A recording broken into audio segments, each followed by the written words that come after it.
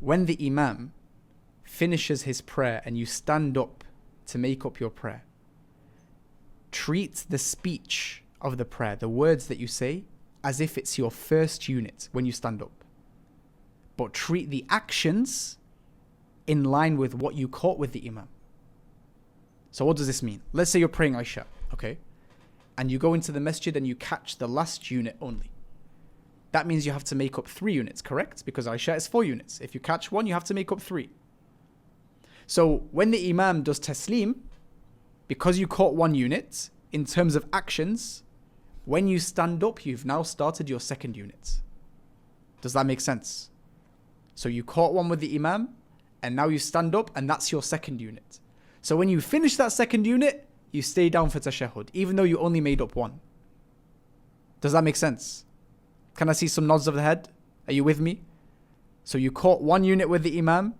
When you get up for the 2nd one, after he does taslim, you go down into tashahhud again, because it's your 2nd unit in terms of the actions. But as for the speech, you consider that unit as your first unit. So for example, it's Isha. What are you supposed to do in the first unit? You're supposed to recite out loud and do a surah afterwards. So that's what you do in the first unit that you stand up, because that is your first unit in terms of your speech. So then in this situation, you get up after he does taslim.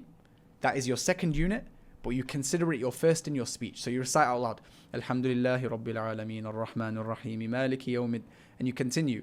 Qul huwallahu ahad, Allah. You continue a surah, and then you go down into sujūd, and then you do tashahhud, because it's your 2nd unit in your actions, but your first unit in your speech. So then when you stand up again, you're in your 3rd unit in actions, but you're in your 2nd unit in speech. So what do? Again, you recite out loud, Alhamdulillahi Rabbil Alameen, Ar-Rahman Ar-Rahim. And then you finish your surah, and then you go down. Do you stay in tashahhud? No, because it's your 3rd unit in action. So you get up for your 4th unit. But now what do you recite? The Fātiḥah quietly, because it is the speech, the 4th unit of your speech, and it's also the 4th unit of your actions. And that is how you make up your prayers. Now, I can't give you all the examples out there, but that's the principle that you need to know.